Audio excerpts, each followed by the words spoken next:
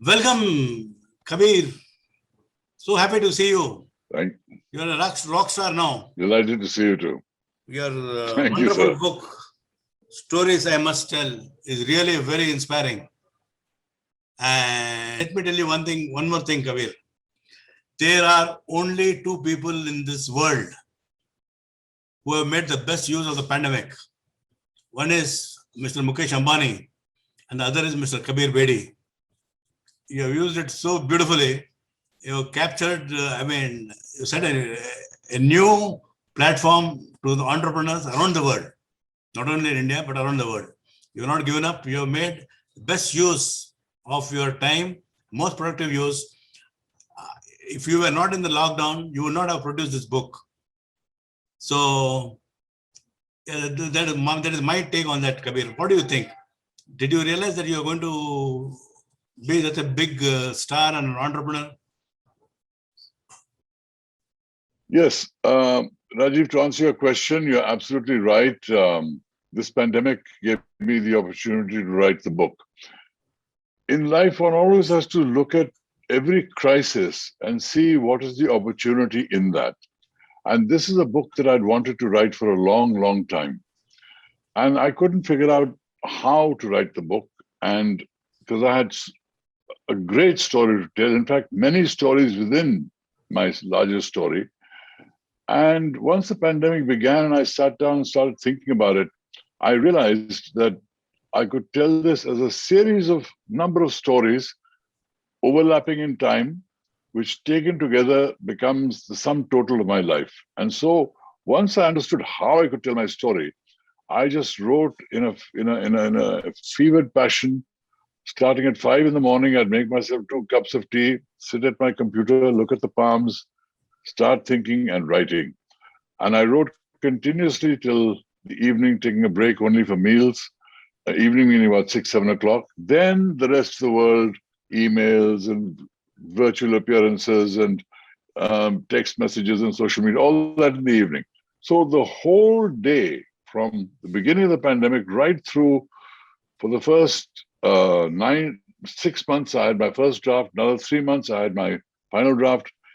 And I've got a book that really seems to have touched people, seems to have thrilled people in some ways, because it's the story of my triumphs as well as tragedies, the story of my milestones as well as mistakes, going from interviewing the Beatles in Delhi, which changed my life, and then I moved to Mumbai, and everything that followed, all came from the ability to recognize that opportunity and then sit down and write about it. Great, Kabir. You are coming from, I understand you're coming from a remote part of Punjab, Kabir? Yes, my family village is called Dera Baba Nanak. It's where Guru Nanak lived for many years of his life, and we are descendants of Guru Nanak, the Bedi family.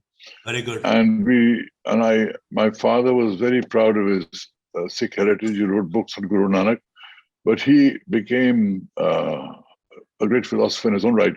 See, I have been greatly influenced by my parents, as everyone is influenced by their parents. But my parents were a little different to many parents in the sense that they were people that lived completely for their ideals. They came from Oxford, came back to India and fought for India's freedom struggle when they could have got the best jobs in the country. And my father became a communist, my mother became a Gandhian, my mother was picked by Gandhi for the freedom struggle. And their lives were really a story of how they moved from being revolutionaries to finding religion in their lives and becoming major religious figures. My mother became the highest ranked Buddhist nun in the world. My father, a big New Age philosopher in Italy. So, I've learned much from them. But the story of my life is one of all kinds of ups and downs, and quite thrilling in many ways. I got a lot of good Punjabi friends, Kabir, during the course of my journey in the country club. I have met so many people like Mr. KPS Gill, Mr. Sunil Dutt. Mr. KPS Gill used to come to the club very often. Mr. Sunil Dutt used to come as a chief guest. and Mr. Vinod Khanna. He Right. was a very good friend of yours. Right. And They're all friends of mine. all Kapil friends Dev of is also a mine. good friend of mine. I have very fond memories of coming to your club, country club in Hyderabad, and looking at all the wonderful facilities and the ambience you created, and the food you served, and the wonderful people around. It was really wonderful to see that happening on an international scale in Hyderabad, and I was quite thrilled to have my experience. And you gave me an honorary membership of the club, for which I'm most grateful. And also, I really admire the way that you have managed to keep the club going in spite of the pandemic, paying all the salaries in spite of the fact that everything is closing down and everybody in the hospitality business is throwing their hands up, and you have, remained like a rock, there for your employees, there for your members, and that is a sign of greatness in business, not to buckle when the going gets tough. But as they say, the tough get going when the going gets tough. Thank you, Kabir. And I think you are also that. a part of the inspiration, Kabir. We have seen you, rocking. You came from Delhi to came to Bombay. You rocked Bollywood. Then you went to Italy for Sandokan, your famous movie that has really propelled you world class. And then, Kabir, you did the James Bond movie, Octopussy. And Kabir, I want to ask you one honest question, Kabir. You have given 25 years of your life in Europe. You think if you were in India, you would have been beaten Amitabh Bachchan and Rajesh Khanna? I can't say I would have beaten anybody or not beaten anybody. All I can say is that I'm not one of Bollywood's biggest actors today because I had a huge career internationally. And in some senses, I have to thank Bollywood, because even though I entered Bollywood and had two big hits and was on the cusp of a big career, the Italians came and they took me off to Europe, and the success of Sandokan was like Beatlemania. It was incredible. Made me such a huge star in Europe. So I can only thank Bollywood for what they did give me. What they did give me was that by my acting in Bollywood films, I became a professional film actor. I became a name that was known in India. And because I was known name in India, when the Italians came looking for a tall, athletic, bearded actor, people would talk to me, and they found me. If Bollywood hadn't launched me, they would never have found me. So I'd be very grateful to Bollywood for what they did give me. Even otherwise, even when I was in the middle of my career abroad, at that time in Hollywood, I was shooting a film with Tom Selleck in Hawaii. And in my Honolulu hotel room, the phone rang. Those days, there were no mobiles, just your hotel phone rang. So the sun was setting across the sea, and I picked up the phone, and it was Rakesh Roshan. And I knew Rakesh Roshan because I'd done a film with him many years ago at the beginning of my career. And I said, hi, Guddu. He's called Guddu. Yeah. Hrithik is called Duggu. That's his pet name. So I said, hi, Guddu. Why are you calling me? He said, I'm calling to offer you the lead role in a film that I'm making. So this is very nice, Guddu, but are all the Bollywood actors on strike that you're calling me in Hawaii to do a role in your film in Bombay? And he said, no, the thing is, Kabir, in my film, the hero becomes the villain. So no hero is willing to do it. And if I cast a villain from the beginning, then everybody knows he's a villain. So there's no surprise. You're the only one that can look like a hero and become a villain to the surprise of everybody. So I said, well, who's the heroine? He said, the heroine is Rekha. Once he said Rekha, I said, I'm on. I said, because Rekha is a legendary actress. She'd been won the National Award for Umrao Jan before that. And the thought of doing a film with Rekha and Rakesh Roshan excited me greatly.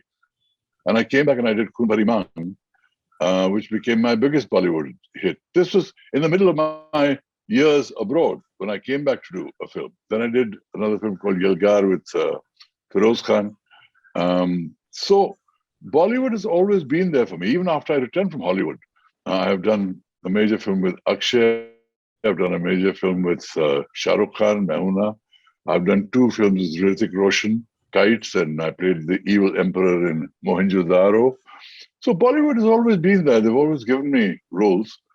But my main career has really been international and mainly in Europe and America.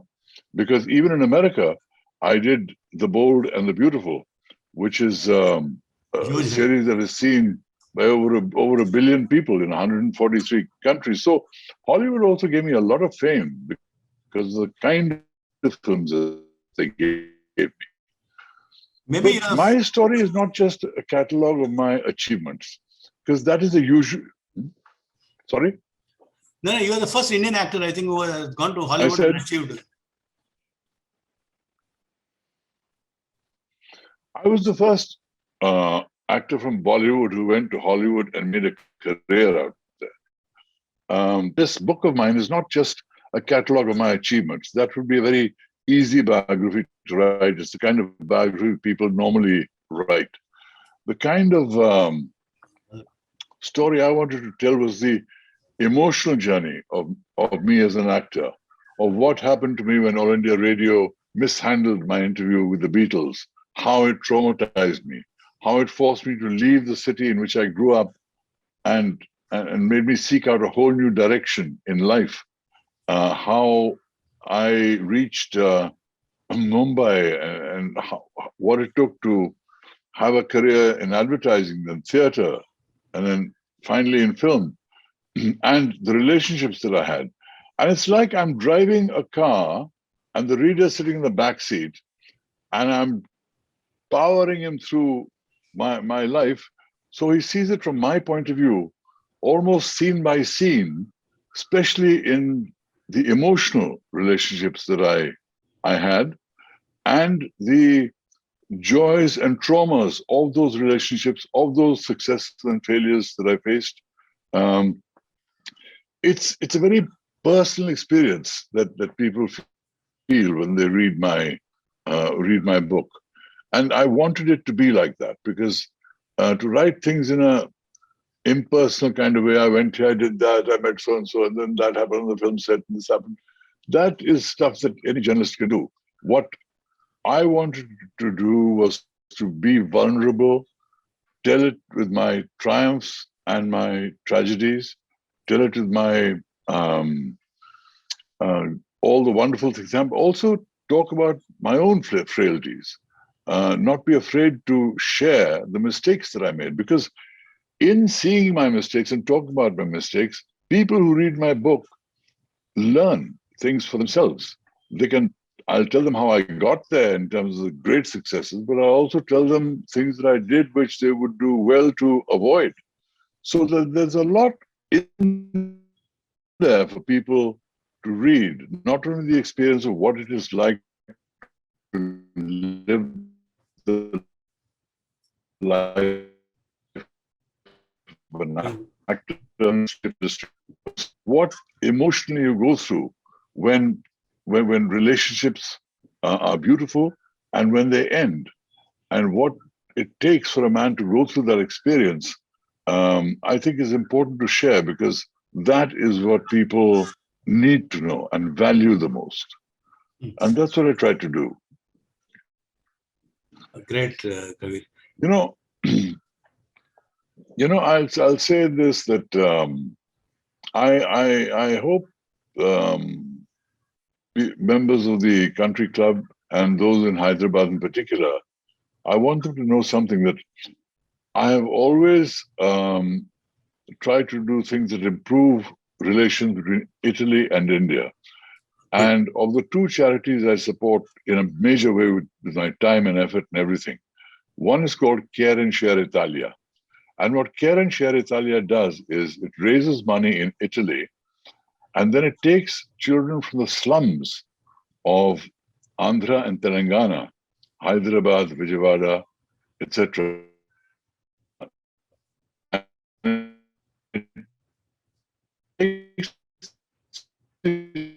Children from the slums, it looks after them, it feeds them, clothes them, and takes them from kindergarten to university. And I thought this was fantastic thing to do. And I put a lot of energy. And now with the pandemic, they're doing a major job in Telangana and Andhra. And I'm very proud to be their honorary brand ambassador. Oh, great, Kabir. I mean, I heard about it. I was very happy and proud that you were made the right man for the right job. And I've also done 2 Telugu films. I did Gautami Putra Shatakarani with the great Balakrishna. Yeah. And I did Paisa Vasool also with Balakrishna. So, and I've shot many other Hindi films at the Ramoji Studios in Hyderabad. So I have many links with the city of Hyderabad, and I've stayed at the Falaknuma Palace as well, which is one of the great treasures of Indian architecture. Yeah. And it's wonderful memories of Hyderabad. And I do look forward to coming back and seeing you in that great city and meeting members of your club. And Kabir, Country Club grew because, I mean, I'm just sharing my experience about the Country Club, because of Bollywood and because of cricket. Because we were associated with all the top cricketers in the country, and we have seen how the format of cricket has changed, and it has now come back to T20, and the entire game has changed. And apart from that, Bollywood, a lot of Bollywood stars, Shah Rukh Khan, Salman Khan, Don Abraham, Govinda, everybody were associated on Hrithik Roshan. Everybody were associated with the Country Club in some manner or the other. And don't you think that there is some synergy between, people of India or maybe the Asian population with Bollywood and cricket?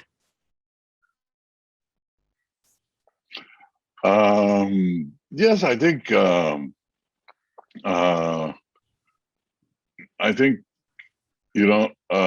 Bollywood and cricket are part of the DNA of India, as are films of the South. Because don't forget, the Telugu film industry is no less than Bollywood. It makes films as big, in fact, bigger sometimes. Its stars are paid as much, and in terms of quality, the Malayalam cinema turns out fabulous work. Filmmakers like Mani Ratnam in the Tamil film industry are doing amazing stuff. So India is not just Bollywood, it's full of many film industries. And those of Telugu and Tamil are certainly no less in size and importance. And those of the Malayalam cinema are no less in terms of quality. And Carnatic cinema has also done some beautiful stuff. So India is not just Bollywood, but in all of India is cricket. We all love cricket with a passion. And I think that is the kind of thing that unites us. Because the miracle of India. I'm a big fan of Virat Kohli, no question. Oh my God. I'm a big fan of Virat Kohli. A huge guy with sort of solid attitude. Yeah. And I think and some of the younger players that are coming up also are brilliant. We are fortunate that we've had not only a team of very talented cricketers, but the fact that actual talent has been picked, it's talent that got selected, not just favoritism, etc., not just groupism. We got a great team because we allowed the best talent to rise to the top, and we used them. Perfectly right. And I feel that that India has this long-standing relationship with cricket. One of the few things left behind by the British that we really thank them for, even though they robbed us of many other things. But the fact is, cricket is one of their lasting gifts to India, and we have bettered them at it. We have bettered them at it. The empire has struck back. Yeah. And IPL, with the IPL format, a lot of people from around the world want to join the IPL because of the money involved and because of. Why not? It's a very exciting format for the game. It speeds things up. It makes it more modern. It feeds people's need for excitement, and it creates stars that people can follow. But I must say, for many years of my life, I was completely cut off from cricket because I was in Italy, where there's very little cricket, almost no cricket, and in America, again, where cricket was not very important. The experience I had in America were extraordinary in some ways, very painful in other ways, and I've chronicled all that in my book. But there, of course, in America, baseball and what they call football is very popular, and basketball too. So it's countries divided by different cultures, and I think in India there are many things that make us unique and different in every state. The cuisine of every state is different. The costumes of states are different. The culture is also different in particular ways. But what unites us is interests like cinema, interests like cricket, even our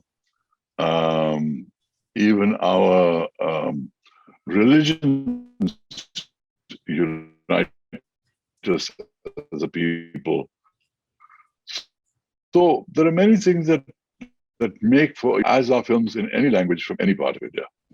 Now, even Country Club, Kabir, if you see, we are celebrating all the top festivals of the country, like Lori, Baisakhi. You know, when KPS Gill, Mr. KPS Gill came as a chief guest to one of our Lori functions, he said he saw 30,000 people there, and he said this cannot happen even in Punjab. I mean, it was a big motivating statement what he made. But I mean, he summed it up. Like, we have Holi, Navratri 9 days. Then we have Baisakhi, Lohri, what I told you. Then we have New Year parties across the country and the Middle East. No, it's very important to respect all religions. And, you know, one of the things my parent taught me was tolerance and respect for all religions. My first 7 years of life were in Kashmir, and that I was surrounded by the whole Muslim ethos, and we would celebrate the Eids and the Muslim festivals while we were there. The Sikh tradition meant that I always went to Gurdwaras. My mother's Buddhist tradition meant that Buddha Purnima was always a day of prayer and meditation. I attended most of the schools that I went to, Christian schools, whether it was St. Stephen's College in Delhi or Sherwood College in Nainital, and there was a very Christian ambience to them. Yet at the same time, I spent a year of my life was in Shantiniketan, where the ethos was completely Indian and very different from the westernized education that we got elsewhere. So I was taught and learned to respect different religions in different ways all the time, and never be intolerant of anything, of any form of worship or belief. And I can because see organized religions have a very important part in people's lives. Yeah. And remember the first time you came to the Country Club, Kabir, I had organized a beautiful party for you. I kept the best of scotches and best of wines, but you had one very special request. Remember what was it?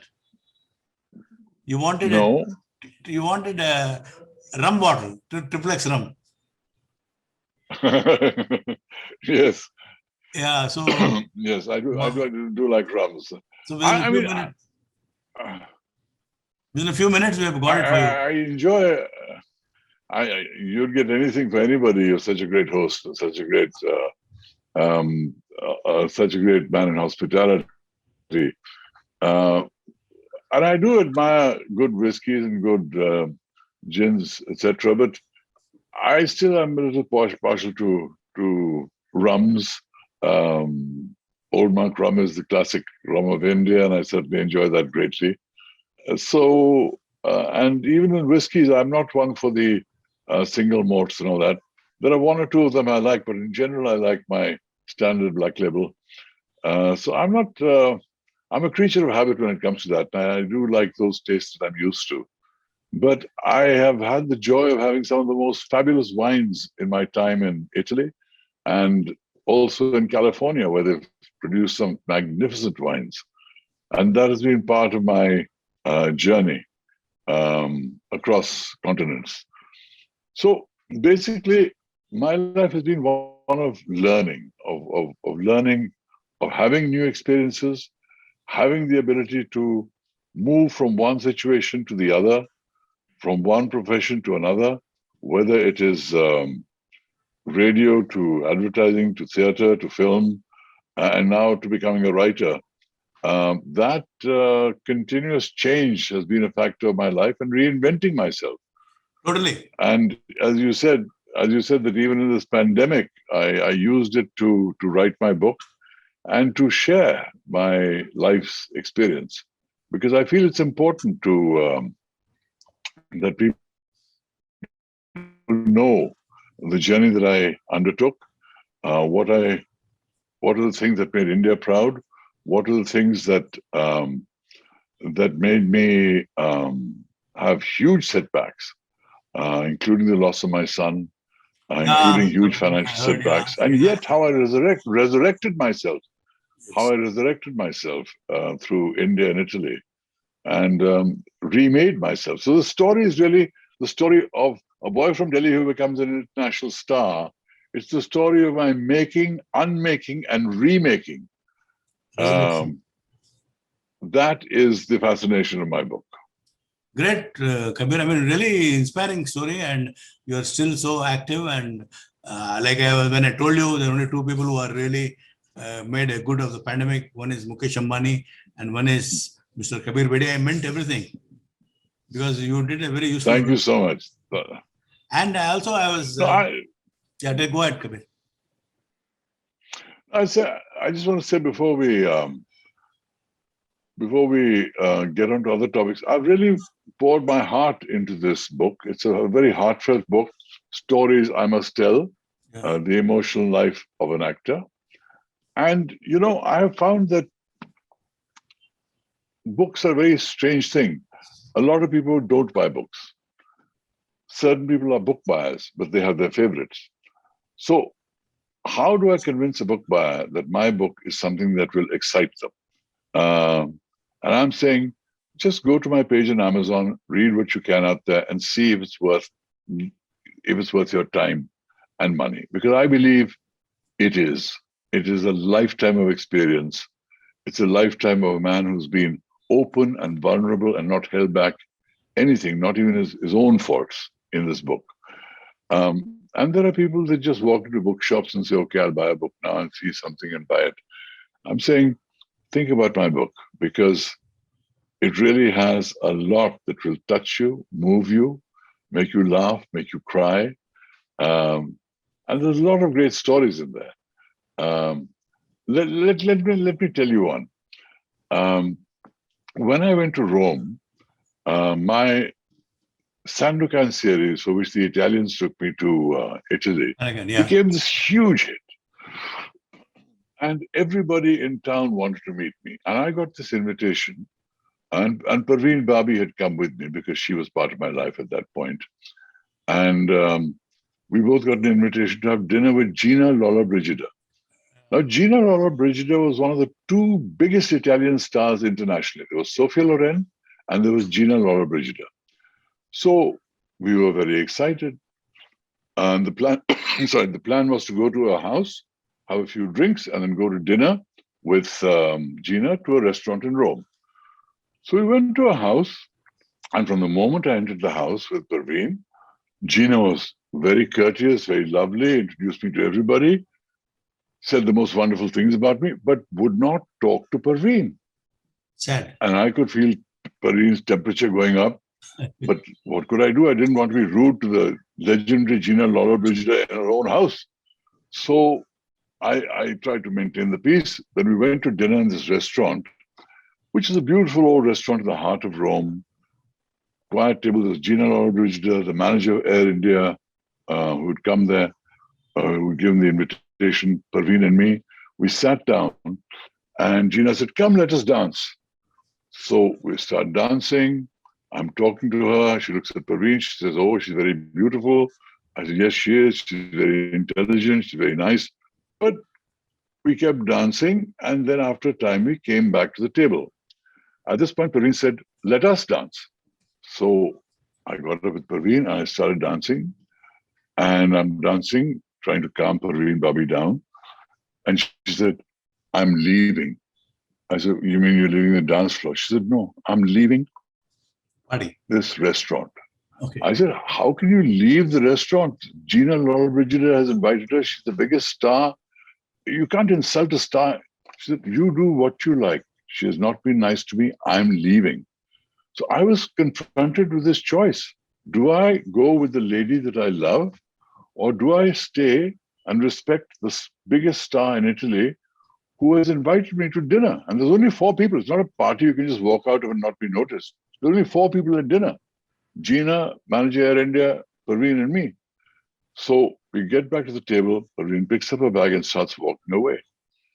And I realized I have to stay with the woman that I love, who I brought with me, was part of my life. And I said to Gina, please excuse me, I have to leave. I think you know why, but she said, no, dinner's coming. Why are you leaving? This is not right. This is not right. I said, Gina, please excuse me. I have to leave. Good night. And I left with Parveen. These are the kind of dilemmas that you face on that journey. You know, among all the actors of Hollywood, the one person who became a great friend of mine was Omar Sharif. Great guy. Omar Sharif and I did 3 films. We did 3 films together. And I really admired him because he was the Asian actor that made the most waves in Hollywood before I got there. And I shot 3 films with him, and he had one habit that whenever we were shooting on location, and we were shooting in this case in the south of France and in Morocco, he would not worry about anything more than what he's going to have for dinner. Okay. So he would go in the morning and meet the cook and say, let's plan a lovely dinner. He'd plan a lovely dinner for 6-8 people around a table. And during the day, he would go and anybody he fancied on the set, any friends, any guests, anybody, he'd say, come have dinner with me. So he'd make a table of about 6 or 8 people. And Omar was a very, very intelligent man. He absolutely did not suffer fools gladly. And he would start this conversation. He was also a man with a very short fuse. So if the conversation at dinner became boring, Omar would look to start a fight. And if somebody said something off the line, like, oh, well, that's your opinion, he would jump on them. And there'd be this big fight. And this happened almost every night. And the result was either the person would get up and leave, or Omar would throw down the napkin and leave himself. So these dinners with Omar were always full of drama. And fortunately, I never had any big run-ins with him. And he always called me to his dinners. But it just showed me what happens when a man is highly intelligent and gets bored easily, and what he does to get out of that boredom. This was Omar Sharif's way. But he remained a good friend to his last days, and I really value the time that I spent with him and the films that I shot with him. Great actor. No, I met many wonderful people along the way, and I've recounted them. People like Federico Fellini, the Italian filmmaker, or Audrey Hepburn, Bernardo Bertolucci, who's another great Italian filmmaker. A lot of people I met along the way. Plus, this book is also about my own philosophical explorations as to what is belief about, what is religion about, does God exist, does reincarnation exist, does all that inquiry. And I met all the great teachers, I mean, not all, but many of the great teachers along the way, from Jiddu Krishnamurti to Osho to Deepak Chopra to the Dalai Lama to Pope John Paul, many rishis, many teachers along the way, just to find out and try and understand for myself what is the truth. What should I really believe? That is part of my journey as well.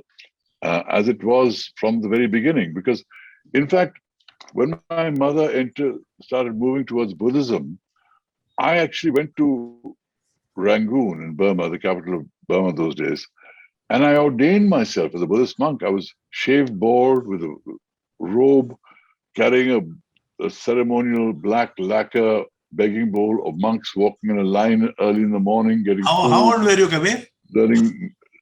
I was 11 years old at the time. Okay. Because I wanted to be part of my mother's journey into Buddhism. And that teaching of Vipassana that I learned from that time has stayed with me all the time and been a great source of strength to me. In all my ups and downs in life, in all my triumphs and tragedies, this meditation that I did has been a strength of, it grounds me. It keeps me grounded and gives me a different perspective on life. And this was part of my spiritual exploration as well.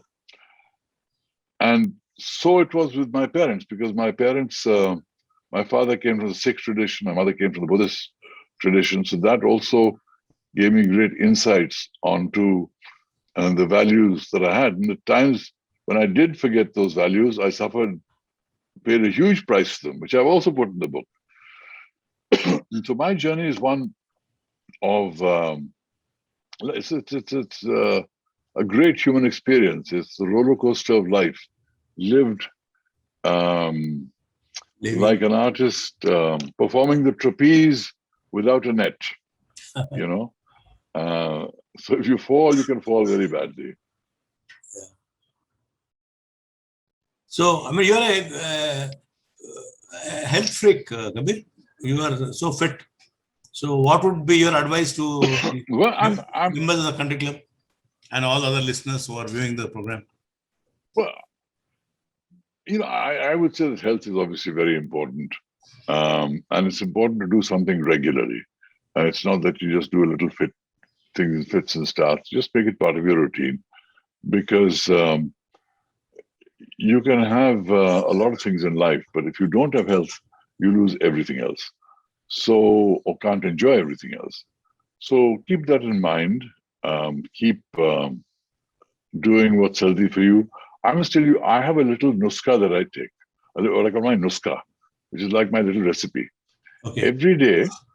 Every day, I take a half or quarter spoon of cinnamon and turmeric, haldi, dalchini, with a little ginger, a little garlic, honey, black pepper. And I mix this and I have this every single day. Okay. And I haven't had a cold in the last 5 years. 5 years, I haven't had a cold. I swear by this mixture of turmeric, which is haldi, and dalchini, and ginger, and garlic, and black pepper, honey, and then I add a little olive oil for mixing and absorbing. And it tastes beautiful, and it is excellent for health. And I recommend it to everybody. Please consult your doctor. I'm not a doctor, but it works for me, and I urge you to try it as well, because it makes me feel good. It makes me feel good. Makes me feel good.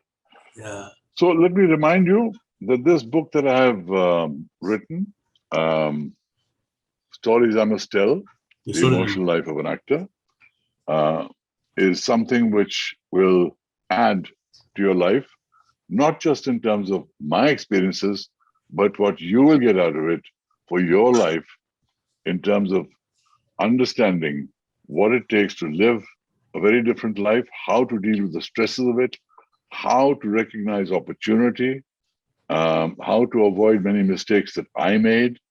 And hopefully you will enjoy the whole process of reading, because don't take my word for it. Go to my page on Amazon, see the reviews I've got. Reviews are amazing. In fact, and you'll know that what you're getting in ways that will surprise you. That will surprise you. So, Rajeev, shall we invite the media to a few minutes, Kabir? Anybody? Sorry? Shall we invite some press guys who want to talk to you? Sure. If anybody wants a question, I'm here to answer it very happily. Kabir, one simple question, Kabir, which I think somebody Please. Amongst all your wives and girlfriends, with whom did you share the best chemistry with, and who understood you the most?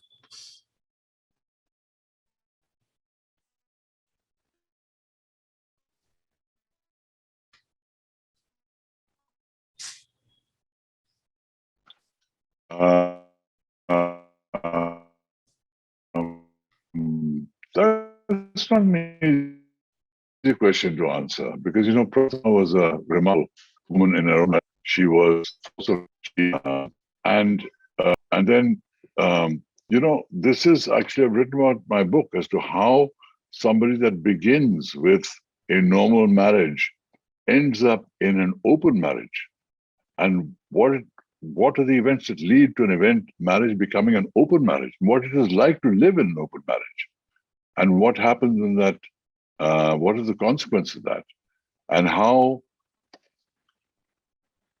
I then moved on to a relationship with Parveen Babi because of all that happened there.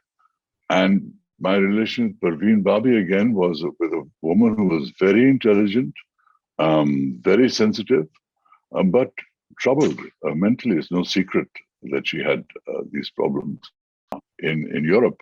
But what are the circumstances that made her leave me and come back to India and start a whole new career again in India? That I've written about in my book, and you must share that because it's a deeply human experience. As I summed up the matter in the end, I said, once we had our wings, and that is essentially what happened. The forces around us were so great that eventually we went in different directions. But it's a very heartfelt, heart-rending chapter that I have on Parveen, because we did care very deeply for each other, and then that didn't work. Then I had two more marriages, one with Ishal, who was an American healer. But I finally found my happiness with Parveen Dosanjh, who has been with me for the last 15 years. So I've always believed, I'm the eternal romantic, I always believe in love. That is why I kept getting married. Otherwise, why would I get married? Why wouldn't I stay footloose and fancy free and just have a good time? I believe in marriage. And the fact that it didn't work didn't faze me. I didn't say, marriages are no good, I'm never getting married again. I kept trying. And finally, I got it right. For 15 years, I've been in a very happy relationship, getting the kind of love that I want from a woman and giving the kind of love that I want. Because, I like sharing my life with the woman I love. As an actor, you go to all kinds of wonderful places. You attend magnificent events. You meet some incredible people. But if at the end of the day, it's a very empty experience. There is a joy in being able to share all that experience in life with somebody that you care about deeply. And why my earlier marriages didn't work, I've chronicled, not sparing myself, my mistakes too, and especially working also. As far as the emotional, any other questions, any other thoughts, any other things you want to know about me, my book, my journey, my adventures in Bollywood, Hollywood, Europe, all the things that I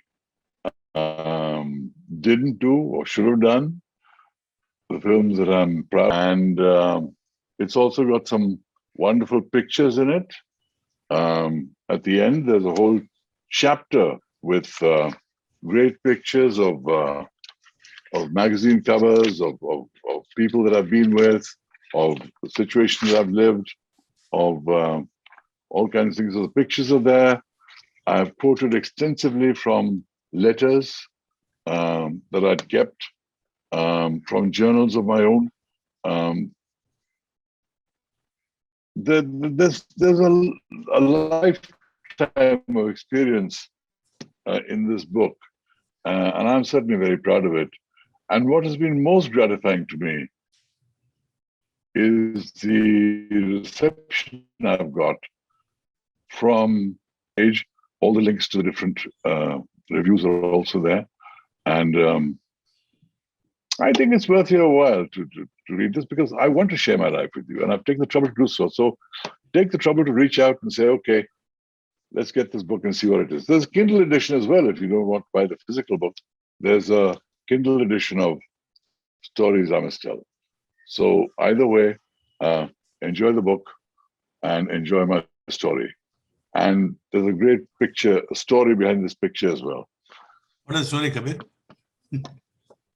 My book is full of stories. Actually, this was taken at the height of my success in Europe. And the biggest photographer of the age was a chap called Terry O'Neill. He was the Annie Leibovitz of his age. And I got to him and I got him to take this picture. And he took a number of pictures of me. And this picture, he pulled out of the lot. He said, I've taken a lot of pictures, but this picture has got something really special to it. So I always kept this picture with me, even though I moved homes from Bombay to Rome to London to LA, LA to London to Rome to Bombay. I always kept the picture with me in my files. And when it was time to choose a picture for the cover, my wife, Parveen, said, that's the best picture that's ever been taken of you. That must be the cover. And I thought for a while and said, yes, she's right. This must be the cover. So it became the cover. And I'm grateful to Terry O'Neill for taking. Wonderful. How old were you Terry when O'Neill was the the kind of photograph was guy. taken, Kabir? Sorry? How old were you when the photograph was taken? I was 31. 31. And and he was a photographer who took pictures of the Beatles, of Elton John, of the Pink Floyd, of British royalty. He was the most famous photographer of his age. And it took quite a lot of safarish karwani padegi, meri picture lo yaar. And he finally said, okay, I'll take your picture. Taking a picture of an Asian actor wasn't considered very important those days, but because the problem was people weren't writing roles for Asian actors. My biggest challenge abroad at that time was that people were not writing roles for Asians. So how do you get a role if they're not writing those roles for you? So I found my way. I broadened my scope. I chose to be the foreign actor in Hollywood. My biggest roles were as Prince Omar, a Moroccan prince, The Bold and the Beautiful. I played the prince in The Thief of Baghdad, which again was not an Indian role. The one role where I did play the Indian role was in the James Bond film, Octopussy, where I played a Sikh, a Sardar, and I was the villain of the film. That was real casting me for what I really was. But there weren't many roles like that, so I had to diversify myself and become other nationalities. And I did a number of television series playing other and different nationalities. Even in Italy, the roles that I played were roles of foreigners. So I made a profession of that. Great. I believe there are some other questions, Kabir, for you from the media. Please, I'm ready. Now, what are the other questions? You've been always a larger-than-life figure who we've seen everywhere, Bollywood, Hollywood. Can we say just one thing now, that one formula of success? I don't know if I have a formula for success. All I can say is that I remember the words of my father. Somebody is trying to show me pictures of me from Octopussy. Yes, thank you for that. They actually got pictures of that. Thank you for that. Appreciate that greatly. Appreciated, much appreciated. My father said to me, he says, and he showed me with the example of his own life, do not be afraid to take the road less traveled. It may not be the most comfortable road. It may not even be the most profitable road, but it will be the most satisfying road. Do something nobody in your family has ever done before. And that gave me the courage to leave the comfort of my city of Delhi and try my fortune in a new city, which in those days was called Bombay, to move beyond the comfort of Bollywood and seek my fortune in a European film industry and make a success of that, and not rest on my laurels there, push the envelope even more and say, now I'm going to go to Hollywood. So there was always a desire to reinvent myself, take it one step further and do what nobody had done before. That is the only thing I can can say is have the courage to do things that are different, that are off the beaten track, because it can be a very satisfying journey. And it should be if you follow what your heart wants to follow. And it is doable. You will survive, but you will have more, and it may not be as easy as other paths, but it'll be much more satisfying. Yeah, Kabir, I am reminded about why I moved out of Hyderabad. In 95, when the country club and Amrita Castle were there was total prohibition in Andhra Pradesh. Then we did not have money to pay salaries. So I went to Bangalore and I met the then Chief Minister Gowda and organized a huge press conference in Oberoi. And I used to, and the twin post-rate checks, I didn't have money even to pay for the press conference. But the brand country club was so strong, the moment we announced along with the Chief Minister, membership started flowing. And then he said, Mr. Reddy wants to invest 100 crores, but he will invest more than 250 crores. Fortunately, you see, it has come true. And we are having more than about 11 properties in Karnataka only. So, I mean, my journey also, I'm more out from the comfort zone, Hyderabad, Bangalore, Chennai, then Bombay, with the Andheri club, what is there in Andheri, and then the North Delhi club, and Surat, Ahmedabad, Pune. So, I mean, all these places were totally new to us, but then we ventured, volunteered, and the brand is so strong that we were able to connect with people very fast. I think somebody needs to mute themselves, Mr. Reddy. I think there's some sound coming that we are hearing. Somebody needs to mute themselves because, in fact, everybody needs to mute themselves except you and me at this time. Can you please mute your sound because we are hearing? Now it's better. Thank you. You've always been a very brave man, Rajeev. You always bucked the odds, and you are a living example of that saying: "When the going gets tough, the tough get going." Oh, thank you. And even in this pandemic, you have not buckled. You have not fired everybody. You paid salaries. You've kept the flag of the country club flying. You kept the place ready so that when the lockdowns end, your members have a place to go. You've done good things. You've done wonderful things. That is the hallmark of a true businessman. Many people in the hospitality business have simply thrown up their arms and left, and you are still there. And that's a tribute to your grit and your resilience and your desire to serve, as well as keep the name of the country club alive. So I salute what you're doing. I really do. Thank you, Kabir. Thank you. Thank you. Very kind of you. But frankly, Kabir, I was telling all my people, if you have got food on your table and roof on your head, and if you are alive, that is the biggest gift for you today.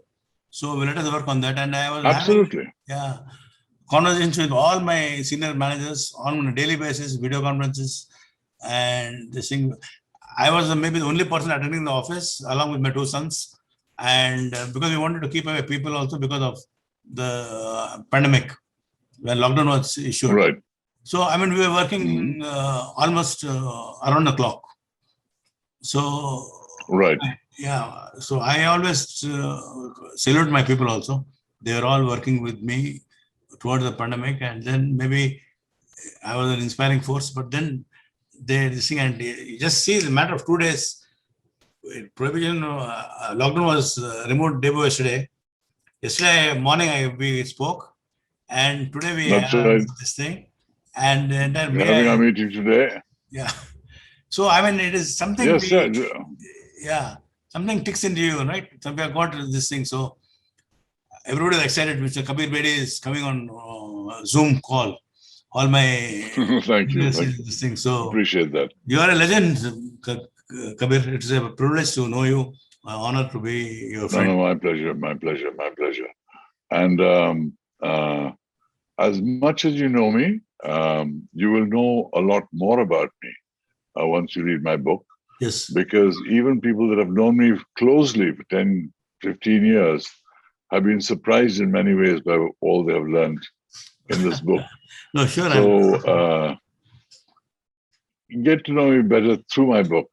Because I'm one of those people, I've said, I'm actually quite shy. I mean, I don't look like a shy person, but I am. I have no problem not shy, you're reserved, actually. I can speak to a stadium of 5,000 people. I can act in front of any number of people. I can speak in front of huge crowds. But when it's a smaller situation, I kind of get shy because I'm never sure that what I want to talk about would be of interest to the other person. And therefore, I kind of retreat into my shell, and people sometimes mistake that for being arrogant, but I'm not. I'm No, really. you're a thorough gentleman, actually. Thank you. But there's a question here. Somebody's asking about meditation and pranayama and the its importance in a time of grief. My answer to that is yes, obviously. We have entered a whole new world starting in January 2020, and there is everything has changed. Today, loss and grief is the new normal. Everyone has lost somebody that they know, they love, they care for, or they admire. And so grief and mourning have become part of our ethos today. Hopefully it will pass, but in the meantime, you have to go back to your source of strength, which is go back to meditation, go back to pranayama, go back to centering yourself. Because ultimately, happiness is not something you get from outside. And if you do, it won't last long. Your own happiness has to come from within. And if it comes from within, it has to come from the well springs of the person that is you. And the way to be in touch with who that you is, nothing is better than meditation, one of India's greatest gifts to the world. And whenever I've practiced it, it has given me immense strength. And I urge you to do the same, because we are part of a tradition of meditation here, which is not common in many countries. And we shouldn't take it for granted just because, we hear people doing it. Yes, it's meditation I can always do. Of course, you can always do it. But when you need it, why don't you do it? It'll center you. It'll make you happier. It'll make others happier.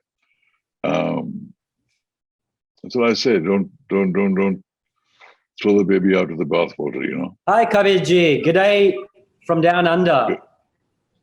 All right. Good day. Good day to you from down under. It's lovely hearing your voice, and it's lovely hearing what you were saying all this time. Thank you. I just wanted to give you a little bit of insight into how I suppose I got to see you first from down under. Way back in 1983, obviously, I was a big James Bond fan, so saw you a couple of times on Octopussy on the big screen. Right. But then we also saw on our local television station, and this is quite significant, was that Kun Bari Mang was, I believe, the first Hindi movie shown on Australian, what we call SBS TV. Right. Of course, with English subtitles, but that's way back. Probably that came on TV here, maybe late 80s. Right. It's a significant milestone anyway. Yes. Well, I'm glad you saw the film. And I have a few good friends from my college, Sherwood, in Australia, a particular chap called Ian Atkinson, who was my classmate. So we are constantly in touch. So I keep getting news from down under. Good. And there's always somebody in my life who lives in Australia, has come from Australia, is going to Australia. Some Australians too, I know very well, who live in London. Great people. And it's nice that you're speaking to somebody from Australia right now. He's my cousin. I wish we could talk longer, but I think we've gone almost half an hour over the appointed time, and I have another video call scheduled for in the next 5 minutes. Okay. So I'm gonna. Sorry. I wish you the very best for the future. Best of health and best of luck. Thank you very much. All the best, Kabir. Read my book. And Rajeev, thank you for this wonderful afternoon that you hosted me for. All the best. Thank you. And spread the word about my book.